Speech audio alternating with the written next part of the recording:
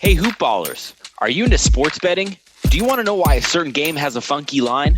Well, Hoopball has you covered. Today in Sports Betting is a great addition to all your handicapping questions with hosts Ira Silver and Devin Ellington. We break down game lines and future bets on all sports and try to make some money along the way. Follow us on Twitter at Hoopball Gaming, at Ira Silver Magic, and at DALE007. And download Today in Sports Betting in the App Store, Google Play, and available on Spotify.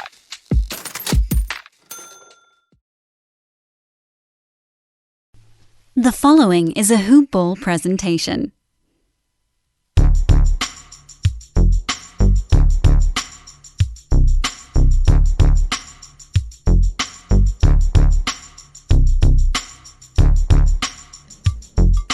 Hello, and welcome to the Hoop Ball DFS Today podcast. I am your host, Mike Apatria, joined none other by Brenton Eckersley for this wonderful Monday, August 24th slate. We're starting to see some of these playoff series close out over there, Brenton, but not before we could see Luka Doncic put on one of the best playoff performances, one of the best games I have seen in a long time. This dude was lights out and had to end it with a step back 3-point buzzer beater over the Clippers to win by 2. I don't even want to say did you see it, because even if you didn't watch the game, you saw it. It's all over, Twitter, all over social media. But Brett, what did you think about that performance? Yeah, look, to be honest, Mike, I haven't seen it, but I will go see it after we record this. That's for sure. All over Twitter, hard to avoid. And how did I know you were going to start there? That's really surprising. The kid's just a gun, so fantastic to watch. It's hard to imagine why I'd want to start with Luka Doncic or the Mavericks tying this series up. Right? But no, honestly, for as much as I do love the Mavs and Luka, I probably don't talk about him or play him enough in DFS. He wasn't even somebody I was really on. Though there were, Kristaps Porzingis being, scratched right at that last minute. Turned him into what was probably one of the best plays that you could have had on the entire site, or the best play you could have had on the entire site. So, I think we should still keep talking about him more on this podcast. I don't think I'm mentioning him enough is what I'm trying to get at, because I had zero ownership really. He just absolutely poured it down. And you know what? I didn't have a ton of exposure. I was doing a lot of running around and kind of getting some stuff done today. So I did play a decent amount, but I wasn't right at lock to kind of catch that Kristaps news. If I seen that, I would have thrown some Luka into a few lineups, but I missed it. What did he finish with? Too much. Too much. Let's. I think it was about 40. Was it 43 or 47 actual points? 17 rebounds, I believe it was, and 14 assists, something like that. A monster triple double. I'm getting them wrong off the top of my head, but. Yeah, I would check the game out. You got to check the game out. Absolutely. It's worth just going back. It was a fantastic game all around. Overtime, it had all of the making. So enough about that. Before we do, we're going to jump into everything. We're going to get to this slate. We're going to stop talking about Luka so much. But before I stop talking about him, because, I'm just saying Luka probably knows all about Manscaped as well. So you guys should go check out Manscaped. Use promo code HoopBall20. And you get 20% off your entire purchase plus free shipping. So you go pick up the Lawnmower 3.0, we get the Crop Preserver, you get the conditioner. They have everything, all the good luxury products for men's grooming needs, and their products actually smell fantastic. My girlfriend's actually been complimenting me. I've been messing around with the body wash. I've been trying all the different products here and there, and I haven't been let down yet. So go check them out. Use promo code HoopBall20. But Brenton, we have 4 games to jump into. We're going to start off with this Milwaukee Bucks versus Orlando Magic game. As far as injuries are concerned, 4 right now for Milwaukee. No one is being listed on the injury report. Does that mean nobody's going to be out? Not necessarily. We have to keep an eye on them. The Bucks could start getting wild, but it looks like they're completely healthy. As far as the Magic, though, it's a different story. Mo Bamba's still out. Michael Carter-Williams still out. We have Aaron Gordon being listed as questionable, while Jonathan Isaac, as we know, is still out. So We've kind of been seeing what this series has been all about, but why don't you break it down for me? Start with Milwaukee. Who are you really looking at over there? Yeah, to be honest, not a whole lot on this Bucks team, and that's just due to the matchup, and they're just killing Orlando, and the minutes are low for the starters, and the salaries really haven't adjusted too much. And honestly, you could look at Giannis, but I still worry about the minutes there. I mean, he's getting value easily at this $11,000 price tag on DK, but I just think there are better options on this slate if you're going to pay up. So, not really looking at too much. Bledsoe's a maybe. I think there's better value in the point guard spot that we'll get to a little bit later, though, just with the minutes all being low. Have you got any interest in these guys? Nah, man, I'm kind of right up there with you. Middleton finally started to, I guess, kind of snap out of his funk in that last one, but he's still struggling, man. He still shot 7 of 17. So I can't go near him. 7,900, that's too expensive for Middleton. And like you said, you also have to worry about them having, limited minutes as starters if this game gets out of hand. The same almost goes for Bledsoe. I mean, Bledsoe has been playing well. Don't get me wrong, especially compared to Middleton. But in this entire series, he hasn't eclipsed 30 minutes yet. So that kind of worries me. It kind of caps his upside a little bit. And, while the price tag is great, I want to be able to get that full upside out of Bledsoe. So I don't really think I have any interest in any of these guys over here. Maybe outside of a guy like Brook Lopez, just because, he's usually floating around that 30-minute mark anyway. But no, not really a ton of interest in these Bucks. So we'll slide right over, I guess, to Orlando then. I mean, the same woes and fears have to be there, I guess, if you're looking at this from the lens of that you think Milwaukee might be able to run away with it. But why don't you talk about Orlando? I mean, Vucevic has been playing well throughout the series. 9,100 is expensive for him, but could you see yourself landing on him? Yeah, for sure. I mean, again, there are some good options at center, and you can pay up for some guys we'll chat about later. But 9,100 is okay for Vooch. I don't mind it. He's been reaching value pretty easily before the last game anyway. So, yeah, he's a cheaper pivot away from someone like AD if you're looking further down the slate. And, the matchup is a good one. So 9,100 is not too bad. Minutes have been fine. I'm okay with it, but yeah, I'm not. There's just not a great amount of trust you can place in this game, Mike. For me, outside of maybe Gary Clark, if Aaron Gordon still doesn't play, I think he's still questionable. 4,100, he's getting through that value easily every night if Gordon doesn't play. How about you? Yeah, I've been going to the value pieces on this team. Gary Clark, James Enos. Enos was ejected in that last game, so. I don't mind going back to the well on him in this one. He got into a little tussle with Marvin Williams. They both got thrown out.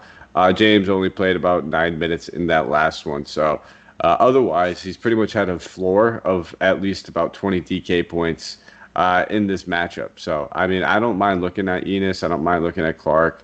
I don't think I'll end up getting to too much Vucevic, but, I'm not going to argue with the price tag. And, knowing that one of the centers that we've kind of been turning to is most, in my opinion, might most likely be out on this slate. We're running out of options. We know Houston center. We're not really playing anyone over there. There's pretty much Nurkic, and then we're looking at the guys in Indiana and Miami. So by default, we have to consider Vucevic. With all that being said, so that do I end up landing on him right now? Probably not. But once crunch time hits, I might end up having a share or two of them. Before we bounce off of them, though, Augustine, coming off of pretty solid performance, 24 actual points on 8 of 12 shooting, put up 36.75 DK points. That's at least 34 DK points in 3 out of the last 4 games. So any interest in DJ Augustine at 4,600? It looks like he's been just outplaying Markelle Fultz so far in the series. Oh, easily. And yeah, you're right. 4,600, great price. If he's going to get to the 34 DK points that we've been seeing, apart from that one game, the second game, he's absolutely in play. And even in that one, he still got to 19 DK. So, even that's kind of right around value. So, yeah, why not? If you're going to maybe spend down on point guard position or throw him into that second guard spot, he's definitely worth a look. Yep, that's kind of exactly where I thought. it's tough to also chase points on a guy like that. He's very capable of putting him up back to back, but it's just the minutes are going to fluctuate once in a while with DJ Augustine, especially with Markelle Fultz. For a closer game, you might see a little bit more Fultz because they need him defensively. DJ Augustine kind of just bleeds points. But that's all I got from that one. So why don't we keep it moving to the next game? A little bit more, I guess, interesting. Should be a little bit more competitive as well. We have the Houston Rockets going against the Oklahoma City Thunder. As far as Houston is concerned, Westbrook is still out, and then Rashard Amamute is still out as well. And then we do not have Oklahoma City releasing an injury report just yet because we know we need to monitor some of the news that will be going on with them. Steven Adams dealing with bruised right knee. He left that game, and the last one did not return. He's being listed as questionable right now, but we'll have to monitor it. I mean, that's going to be some pretty big news for this slate, and that's pretty much the only real, I guess, news that we're really going to be following going forward in this slate. It's going to be the big news of the day. So we'll start with Houston. We've been seeing this team, what they look like, and what they're doing without Westbrook. So why don't you take me through a couple of the plays that you're looking at over there? Yeah, sure. So I'll skip the obvious guy right at the top, and maybe you can have a chat about him and just go down the list to Jeff Green, 5,400. He's had a significant price jump, but he is just playing out of his mind against the Thunder. So it's hard to go away from him even at 5,400. He's going to be good value, but just one thing to watch here is the ownership.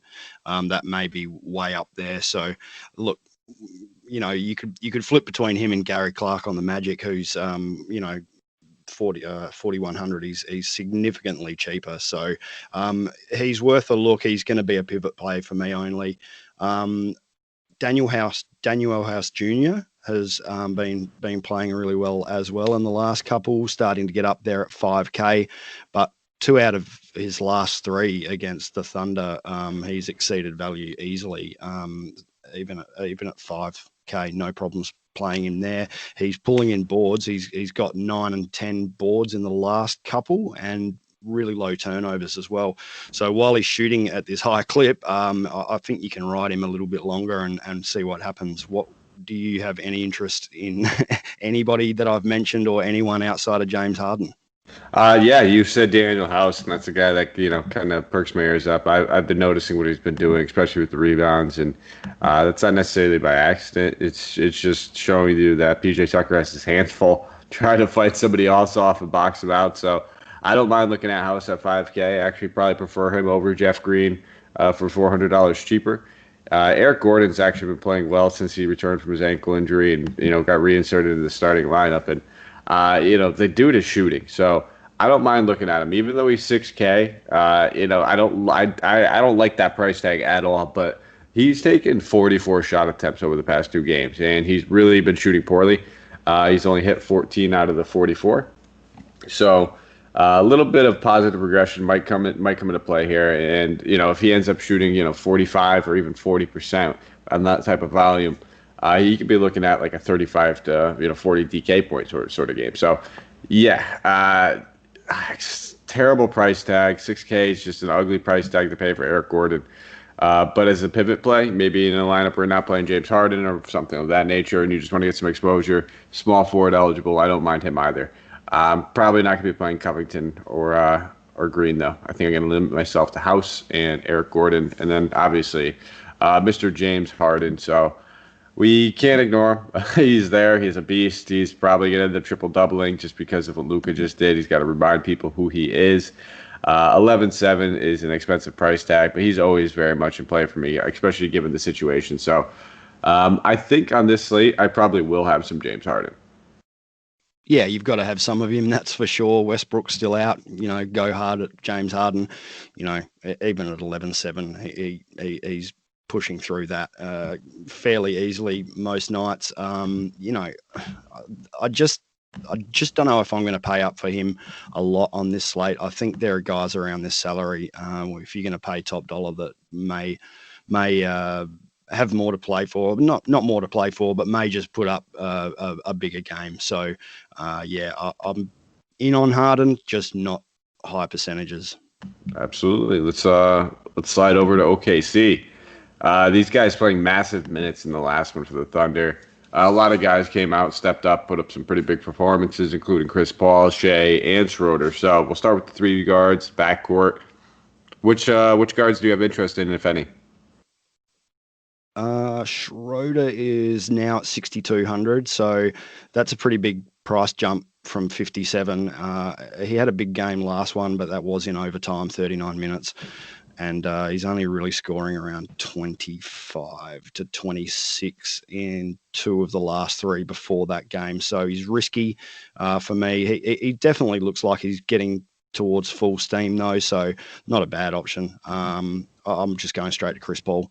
I love Chris Paul in the playoffs. He, wants the ball in his hands, and he's playing out of his mind, except for maybe the second game. He's at 8K. That's just smash territory. Yeah, I'm with you. I'm going to be all over Chris Paul on this. 8K, fantastic price tag, especially with Shea only being $600 cheaper. Kind of almost take Shea out of it for me, because at that point I'm just going to spend up. I'll find the 600 somewhere and get Chris Paul. And I don't mind looking at Dennis Schroeder again. Yeah, he did get a little bit of price boost, but he was in a groove, man. These shot attempts are going to continue to be there. He's playing 30-plus minutes. It's going to be a high score. It's going to be his type of game. So I think I'm going to still go back to the well on both those guys. If I can't afford Chris Paul, I'll pivot off to a little Schroeder. If you wanted to play Shea, he's been playing much, much better over the past two games. I was completely avoiding him at first, but you know what? It looks like he's starting to snap out. I'm just not going to land on him. So that's kind of the situation I'm in. Don't mind Gallinari, especially knowing if Adams does sit. This isn't a team that's just going to go throw Noel out there for 35-plus minutes. Noel will probably be instant chalk, and might be worth it. I mean, 3,700. He's going to be able to get you some defensive stats. He's going to get you a couple of rebounds. Not going to score a whole lot, but he'll probably be able to pay off that $3,700 price tag. The guy I have more interest in would be Darius Baisley, though. We've seen in the opportunities that he was given minutes. Most of those games and opportunities were, without some of these starters and such forth, but they're probably going to end up going small, knowing that the Rockets play small anyway. They could run Gallinari at the 5. They can probably even run Baisley at the 5 against a guy like PJ Tucker if they want. But if Steven Adams is ruled out, wouldn't be shocked if he ends up seeing 24 to 25-ish minutes. And at 3,900, that might not be a bad price tag for him.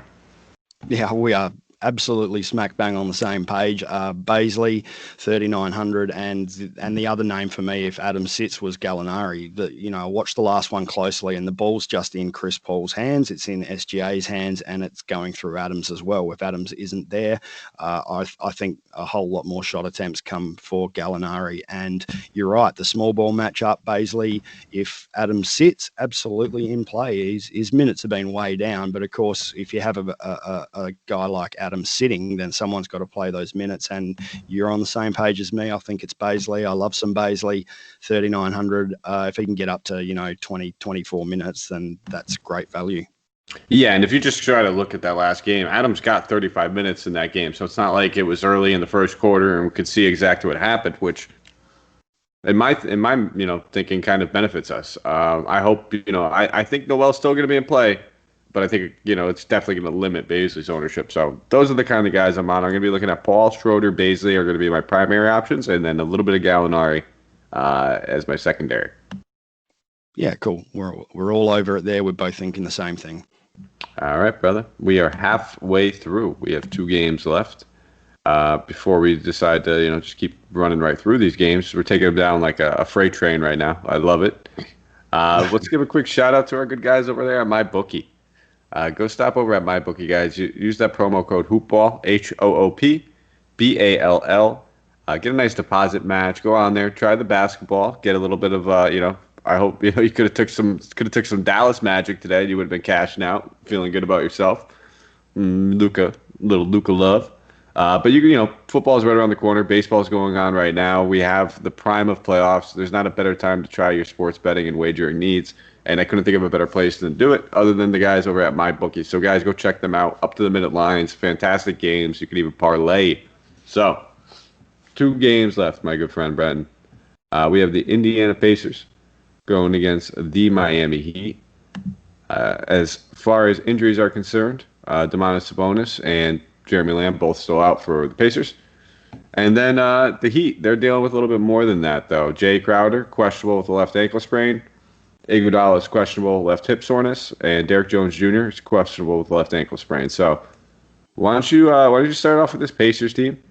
Looks like they're going to be pretty much bubble healthy, I guess is what we can call it. And take me down some of the guys, if any, that you have interest in. Yeah, for sure. Just like to note there that you managed to get Luca into that little ad read as well. So congratulations on that one. That's fantastic. I should probably just you'd think I'm on his marketing team at this point. But listen, if you're not on the Luca bandwagon, it is not too late. I mean, it doesn't even sound good coming from me because I think everybody knows how much I love this kid. But he's a top. I 10's not even high enough at this point. He's elite at this stage in his career at 21 years old. It is insane. Oh yeah, absolutely. And I've been looking forward to watching this one, just with a little bit of extra side stuff that's going on with was it Montrez getting caught saying what he appeared to have said and how Luca might respond to that, and obviously he's responded in a big way. Oh, actually, and I'm glad you brought that up. So big shout out because Trez actually pulled Luca, to the side before the game, but did apologize to him. Oh, yeah. good. They got that on camera. Yeah, and they kind of they hugged it out, they dapped it up, and then after the game, after Luca just kind of showed everybody who daddy was, Montrezl Harrell quote tweeted him and said, hell of a game. This kid's very special. He's an unreal competitor, and 2-2. Can't wait for the next game, pretty much. So he really needed to step up and probably do that kind of thing. Well, and it's great because I mean you don't want to get that kind of reputation of being one of those the guys that's like stirring up bad blood and everything. Because Trez has a great reputation. He's a great hustle player. He's overall he's a fan favorite on the Clippers too. He's one of their favorite guys over there. So much love. I love both players. I think they're both excellent. And it's crazy because when these two guys are right next to each other, they're like the exact same size. Luka's almost like bigger than Montrezl Harrell. I know Montrezl Harrell's not necessarily a tall center. He's not even huge, but he's still got some weight on him. Luka's a big boy. But enough, Luka. I stop. You got to keep me on the rails here, Brent. I can do this. It's all good, man. I like listening to it. It's fine. I'm happy to talk Luka too. And look, yeah, I'm really glad that Trez did that without getting too political on a fantasy podcast. The thing is, if that was the other way around and a Caucasian player said something like that and got caught on camera, this would be the biggest news in the NBA season. So, it's a tough one. It's probably something that, might get said on a street court, every 5 minutes or so, but this is the NBA. You got to be professional and you got to be better than that, especially in this climate. Should we talk fantasy now? Yeah, let's get into it, man. We got some good action. Again, we could talk Luke all day, but we're not doing that. We'll save that. We'll have like a 3-part episode for it. But let's start with this Pacers team, man. I mean, we're starting to see some decent price bumps on a few of these guys, like Brogdon. Now he's up to 7,500. We'll start with him. I mean, he's been balling out during the series. He's been playing very well. You going to have any shares at 7,500? It's a big price jump. For me, he probably needed to be around 7K. He obviously has, this massive flyer against the Heat in the last one with 68 DK points. But before that, 40 and 37. So, the value is there. I'm just not sure that we see that kind of flyer again. So, no, I'll be leaving him alone here. Yeah, I mean, to expect a repeat performance like that, it's going to be tough. I'm not expecting anything like that, but he's been the primary facilitator and ball handler. A lot of people, including myself, kind of expected when he came in over here for him and Oladipo to kind of share some duties, of ball handling. But he's been the main facilitator. He's been playing on ball most of the time, while Oladipo's been playing a little bit more off ball. And we just see how that affects his value. The assists should continue to be there. He could probably have another 40 or 50 point performance if the shooting's on. He shot 65%, about 65% in that last game where he put up almost 69 DK points with 14 assists. That's going to come back down to earth. If he's shooting, 40% and still playing like this, we're still looking at a pretty solid game. So I'm not ready just to cross him out. Just because the main guys I have interest on this Indiana team, I've been treating them like the Raptors. It's just the guys in the backcourt. It's really Brogdon. And it's really going to be Oladipo for me. Yeah, okay. Oh, look, Brogdon's in play for sure. I just, if you flip it over to the Heat point guard, he's $1,000 cheaper on DK, and he's putting up some good fantasy points as well. And we'll get to him. But outside of those two, I'm not really looking at Depot. I think he's starting to look tired. He should be burning through, Duncan Robinson. As much as they're throwing defense at him with Robinson, he should be, killing these salaries, and he just doesn't seem to be. So I'll leave him alone. I'm more interested in Miles Turner. There's a lot of centers that you can play on this slate, but if you want to pay down, or maybe even play the play center at your utility spot on DK, then 6,800. What's his last couple? 38.5 and 39. So in DK points, that is. So yeah, he's been exceeding that value quite easily, and I'm happy to go back to him again if you need to play down or spend down, and that's just where you land on your center spot or your utility spot. No probs there. Yeah, and I don't mind Miles Turner. I actually I struggle with Miles. I don't get that guy right a lot. I don't get him on the nights where he actually decides he wants to rebound and block shots. I get him on the nights where he struggles with his shot and ends up getting 6 boards, and I end up getting 22.5 DK points or something like that. So that's a personal problem for me. So maybe take Brenton's word on this one. He's probably better off with Miles Turner calls than myself. So we've all got those guys, Mike, don't we? That you just cannot get right. Yeah, he's one of them for me. And you might be right on Oladipo too. The more I look at it, I like the price tag, I like the shot attempts and the volume, and as this series just kind of starts to slip away, you got to imagine that these guys have to keep pouring it on, and if they have to get the most out of the guys that are going to take the most volume of shot attempts, it'd be Brogdon, it would be Oladipo. Turner would play a boatload of minutes as well. And then in that same vein, if this game gets out of hand, they don't want to have a Tobias Harris situation. So it's probably something that you missed out on because you just haven't. It's the morning where you are, Brad. I don't blame it. You didn't have just had your cup of coffee. I'm sure you probably barely got to jump into all the news. But Tobias Harris had a scary fall late in the game. I had his feet taken out from under him accidentally. It looked like, I think it was by Jason Tatum. And then he kind of, went full force face into the ground. Didn't even really slow. Yeah. So he had a laceration over his eye. He got taken off the court. He was down for a couple of minutes and concussion-like symptoms. But it's in a series where the Sixers are completely out of it. They ended up losing anyway. They got eliminated from playoffs. And then something, catastrophic could have happened. So you got to be careful. The Pacers, especially with Oladipo's injury and everything like that, all that kind of comes into concern and, has me thinking now. So maybe I'll pull back or dial it back slightly on Oladipo from where I was, and maybe look more towards Brogdon if I want to play any of these guys in the Pacers. I guess we should probably mention a little bit of Justin Holiday.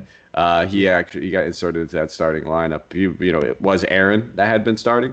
And now Justin's in there. It looks like probably for defensive purposes because the Pacers have been getting cooked.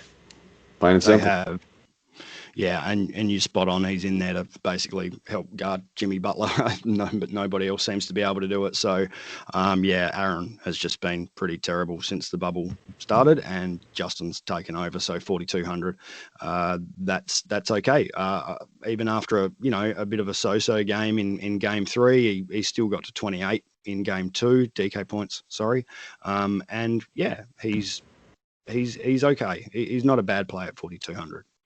Yeah, that's kind of where I'm at. I don't expect him to light the world on fire. He doesn't have that much of an upside, I guess, necessarily, but decent floor for a guy that's going to be getting the minutes. So we'll slide over to Miami, man. We talked about a lot of these guys being questionable. I'm sure more than not, these guys are going to play with the play. We might see one of them sit, but they're all on the wing, so that definitely gives some opportunity, I guess. For the regular starters, they would probably be the biggest beneficiaries. If Jay Crowder, Iguodala, and Derek Jones were to sit, they pretty much all play very similar positions at 3 and 4. How they work that out, if Crowder sits, I think Iguodala, Derek Jones get more minutes. It's basically going to be like that. We just have to wait and see and monitor the situation to see who's going to play. But Jimmy Butler, Bam, Dragic, these 3 guys have basically been willing them through this series. We'll start at the top, I guess, with Jimmy Butler, 8,100. He's been returning it more often than not. kind of showing T.J. Warren in this grudge match. Who the bigger guy is, who the top dog is. I think Jimmy Butler said his exact words. He's not even in my league. He's not even in the same conversation. So, out of the past 3 games during the series, 2 of them at least 48 DK points. Any interest in Jimmy? Absolutely. 8,100. I love Jimmy. I love me some Jimmy in my lineups. He just gets it done all over the court. Points, obviously, rebounds, assists. He gets his defensive stats, and 8,100 is a price jump, but it's still one that I'm in on. As I mentioned just previously, Indiana just don't have a matchup for this guy. They're doing the best they can, throwing Justin Holiday out there, but you're talking about Jimmy Butler and TJ Warren. They are not on the same level. Warren's had a great bubble, but Jimmy Butler's been an absolute beast for a long, long time, and 8,100's too cheap for me. I'll take him. Who do you like, and why is it Tyler Herro? I do love Tyler Herro. Not so much at this price tag. He hasn't been doing bad or anything, but he's just been giving us right around that 5x. Unless somebody's out, I don't know how much we could really determine or expect. But I do like Jimmy Butler. You talked about Dragic a little bit before. He's probably my favorite play on Miami, and by no surprise, I'm pretty sure he's probably been everyone's favorite play on Miami since this series has started. I mean, we just talked about Jimmy Butler having 48 DK points over the past 2 out of the past 3. Well, Dragic has 42 in 2 out of the past 3. So just in the same games that Jimmy's done well, he's done well, and he's right behind him, but $1,600 cheaper. So I do prefer him over Bledsoe. I do prefer him over Schroeder at a similar price tag. I think him and Shea are very comparable. But he's also cheaper, much cheaper than Shea. So he's easily going to be one of my favorite one of my top point guard options on the slate. I think point per dollar wise, still have Chris Paul higher than him on a raw points perspective. Also $1,500 more. So Jimmy Dragic, if you want to play Bam, I'm not going to argue with you. It's he's been playing great during this series as well. These guys all seem to click, and that's the thing. It's not like you can't play 2 Miami guys. If you look, the games that you see Jimmy Butler getting 48 is the same game that Bam got 40 and Dragic got 42. So these guys are able to put together games in the same thing. And it's mostly because of their versatility. Jimmy Butler getting steals, Dragic finally getting into a scoring groove, and Bam being able to pass from the center position and get some defensive stats and rebounds all at the same time, where all 3 of these guys could have good games. So I have interest in all 3 of these guys. I wouldn't be shocked if I end up with 1, if not 2 of these guys. I like these Miami guys a lot. Yeah, me too. I'm pretty much down the same track as you. Look, the Bam call, I think everyone who's listened to us talk about fantasy knows that I'm a big Bam Adebayo fan, but I would actually flip back and take the guy that you can't play, and that's Miles Turner at $800 cheaper. Just in this one. I think there's value right throughout this Heat team. If Jay Crowder plays, then he's a great price at 4,200. Playing him 24 to 28 minutes a night in this lineup. He can obviously kill lineup sometimes with bad shooting, but he's just killing the Pacers, and I'll take him at that price. He's getting rebounds, and that's partly because the Pacers have been playing small. And 4,200, that's fine by me. The other guy out there is also the other questionable one, and that is Andre Iguodala. Like he is playing high minutes, 25, 28, 28. His production just hasn't been there, and at 3,500, he's a really good low price, high value option. He could go bang pretty much any night. And if you need it's if you fall on him, I would have no problems with it, because at some point he's going to unload. Yeah, I think I can see myself getting a couple of shares maybe of Crowder. I think he's seems like he's just finally looking better as a cash play. He even has some tournament upside. I just don't see him necessarily getting to that 40 point. I could see 30, 32, 33 out of him. That would be a smash tournament play at 4,200. Iguodala, I probably won't play. Yeah, maybe you're right. If you just land on him 3,500, he's playing decent minutes. There's worse options, definitely.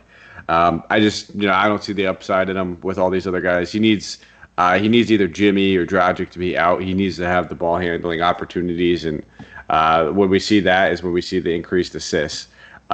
It's kind of hard to really trust anything else because we know he's not a high volume scorer, high volume usage guy.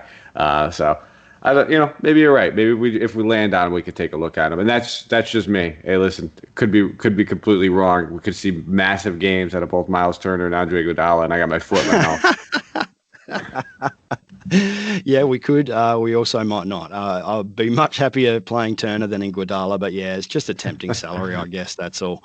Yeah, I don't blame you. I mean, it was just a few games ago, and I think in that game it was with some of these starters out where Iguodala played, and ended up having, I think it was like 35 or 36 DK points, ton of assists. I remember that one. But we have one game left, my good friend. We have the Lakers versus Portland. As far as injuries are concerned for this one, LA has not submitted an injury report, but the Blazers have. Zach Collins is out. He's getting surgery on his left ankle with the stress fracture. Damian Lillard available. Same with CJ McCollum. Nasir Little is being ruled out. And this is my own fault, man. And I didn't even realize I just went through this entire show without mentioning any of the lines. So I'm going to speed right through those real fast, guys. I do apologize. We had the first game, Milwaukee versus Orlando, 225.5 game total. Milwaukee being favored by 13.5. That would be the highest game total on the slate. Houston, OKC, 219.5. Houston being favored by 3. Indiana versus Miami, 216.5 game total. Miami being favored by 6.5. And then this fourth and final game, 224.5 game total. Lakers being favored by 7.5. So why don't we start off with this Lakers team? I think we pretty much know what we're doing with them. There's no secret. For me, it's just LeBron. It's just Davis. That's all I play. And then I just keep it moving. Yeah, it's pretty much the same way every time the Lakers front up. I mean, unless one of those guys is injured, it's hard to find much value anywhere else. As far as those two guys go, LeBron at 10.8 and Anthony Davis at 10.5. I think LeBron's probably the better play there. AD's obviously coming good. Been putting up good DK points in his last few, but I just think LeBron may be one of the best plays on the board here at that higher salary. They're both rolling. The Blazers can't stop LeBron, though, that's for sure. They can't stop AD either, but that throwing Gary Trent Jr. out there on LeBron James, and LeBron is finally kind of monstering him under the bucket and pushing him around inside and just doing what he wants with him. So LeBron's just too strong for me. Yeah, I'm with you. I think I prefer LeBron over AD for sure in cash games. Just we know what LeBron's floor is, and he's been showing some playoff ceiling. And I wouldn't even blame it in tournaments. I'd expect Davis to always be lower owned than LeBron James, but a nutshell, I do prefer LeBron over Davis on this slate. And then, just so we don't just not mention anybody else, I guess you could look at like Danny Green or Caldwell Pope. One of those guys, if the shot's falling, should be able to hit value. Do I want to sit here and guess which one, Caldwell Pope or Danny Green, are going to be hitting their shots? Because most of the time it's neither.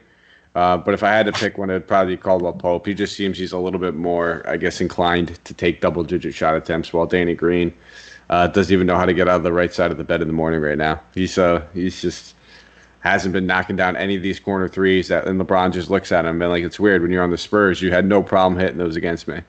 And now he's seeing him struggle over there. But that's it, man. I'm not touching McGee. I'm not touching Caruso or Howard. Kyle Kuzma at 5,600. He could kick rocks. Not touching that either. I'll pull you up on Caruso, though. He's playing some big minutes at the moment. He's playing more minutes than those other two guys that you mentioned. I can't get into the KCP, Danny Green conversation any night for fantasy. As you said, you just can't pick which one of them, if either of them are going to hit shots. So, nah. But Caruso's out there getting boards. He's getting decent assists. He's playing minutes alongside LeBron. 27 minutes last time out and 27 fantasy points at 3,700. What do you think? I think I definitely like him more than Iguodala. So, super nuts. I didn't even mean to say that as a joke. I mean, he wasn't something that was on my radar. But they're very similar price tags. I think there's only a $200 difference. So if I had to pick one of those guys, I'd probably rather have Caruso. Will I either end up on either one of them? I don't know. Probably not. Probably not. Yeah, that's the thing. It's like I don't want to sit there and force the value, and that's very important, I think. Sometimes you have value that's just a free square smacking you across the face that you can't say no to. like Goran Dragic at the beginning of this series when he was like 4,400, where it's like, just play it, eat the chalk. Who cares if he's 85% owned? You're going to be a fool if you don't touch. There's none of that necessarily, especially when you're talking about the third game into a series, or even fourth game into a series. Sorry, there's none of that value. I mean, most of these prices are adjusted accordingly. So I don't feel like I'm going to be able to get the massive upside out of those types of guys. I think best case scenario, you're looking at a nice little 6x, 7x return, which we'd love, but what are we getting in there? What's the stud that we're getting in there? If I'm playing, one of these next to, mid-salary guys, I want them to be playing 30 plus minutes, starting for somebody that's sitting out due to injury. Maybe somebody else is out and they're getting a boatload of usage off the bench. Something like, so if a news report comes out and they said, yeah, Caruso's going to start playing more minutes alongside LeBron James, maybe he starts, then I, obviously gravitate towards him much, much more.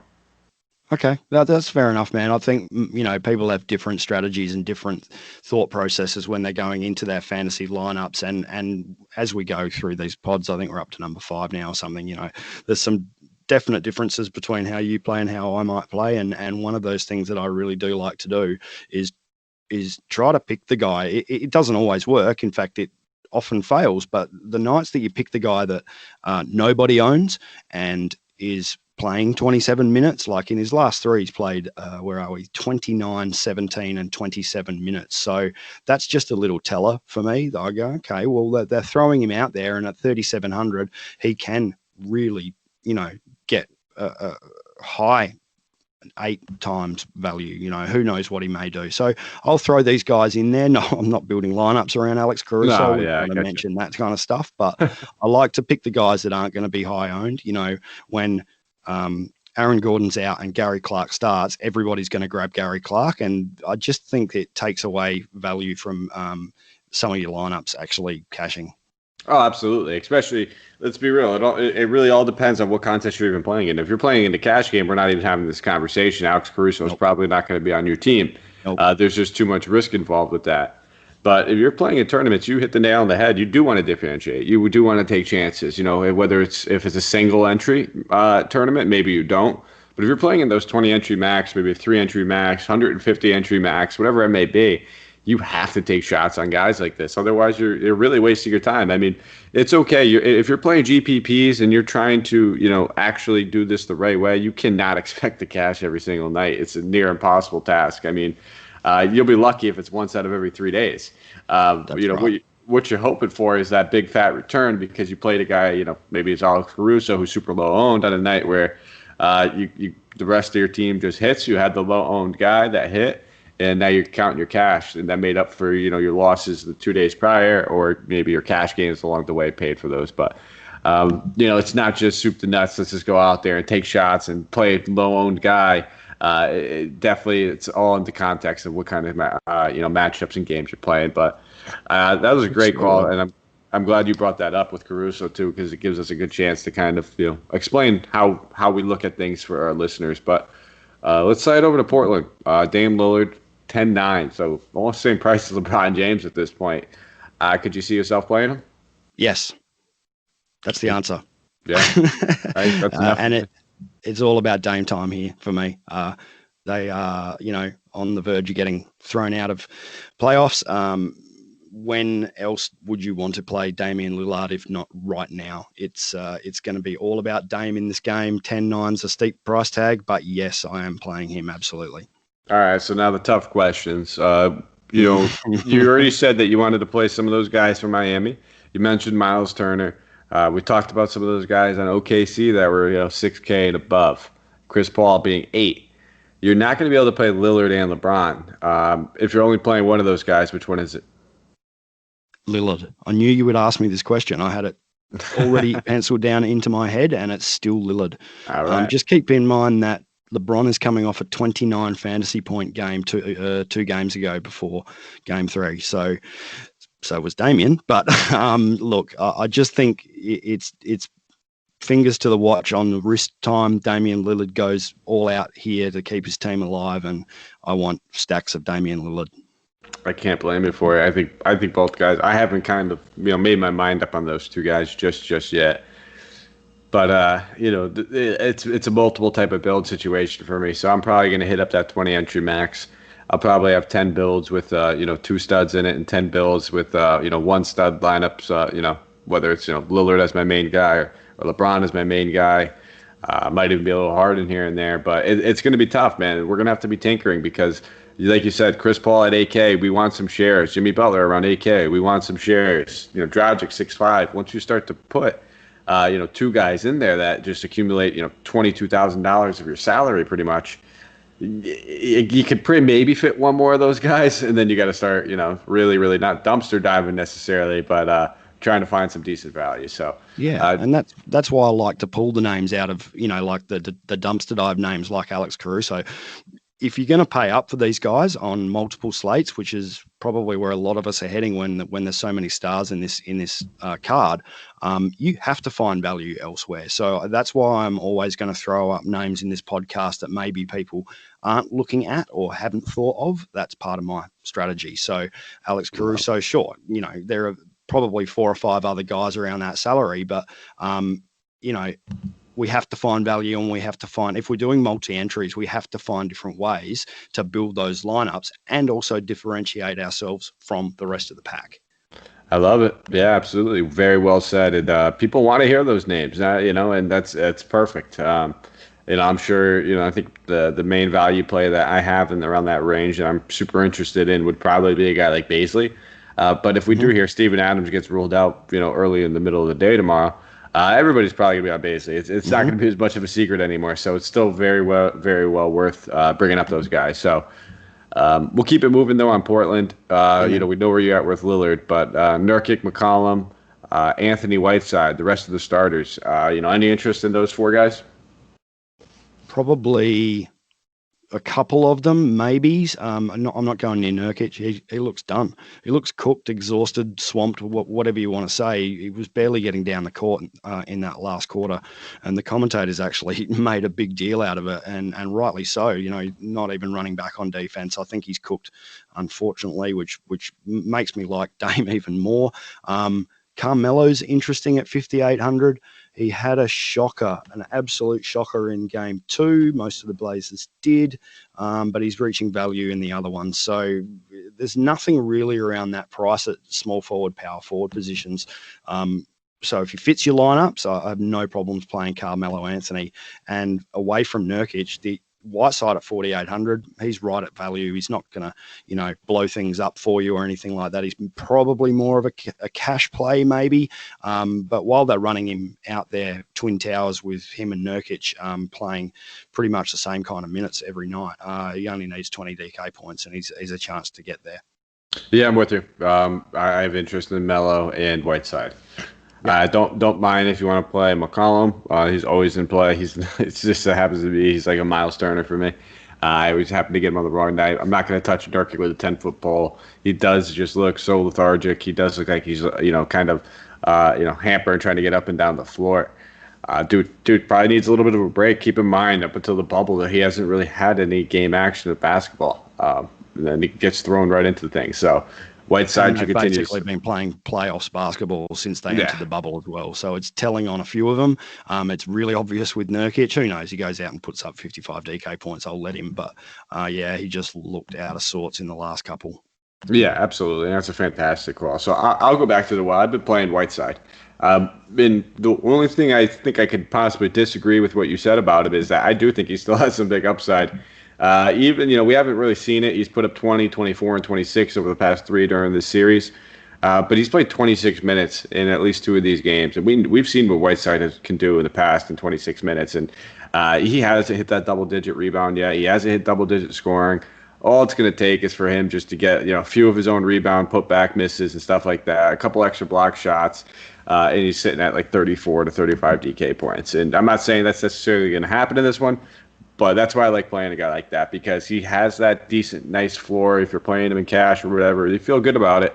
But that ceiling, we haven't seen it in a while. Don't forget about it. That's all I'm trying to say. He does still have a massive ceiling. So I do like Anthony. I do like Whiteside. I will have some shares of Lillard.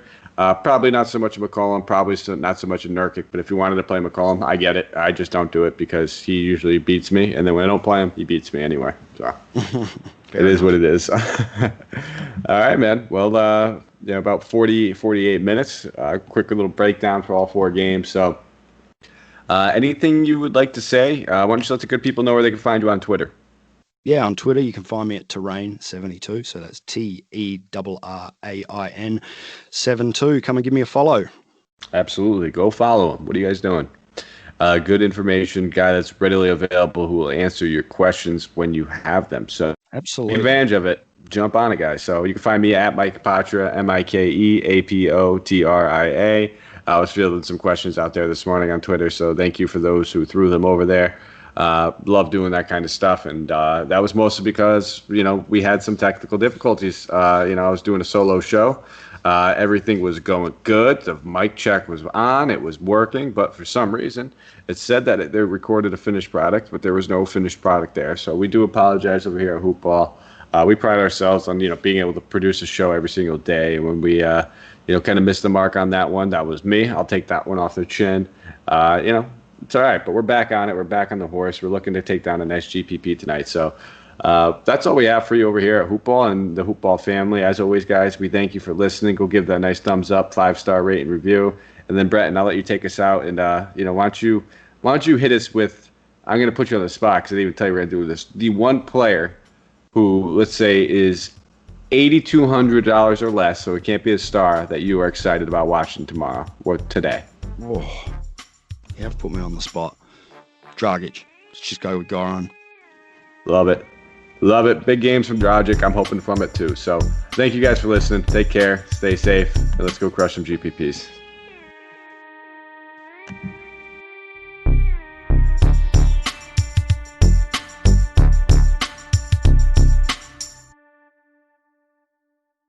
This has been a Hoop Ball presentation.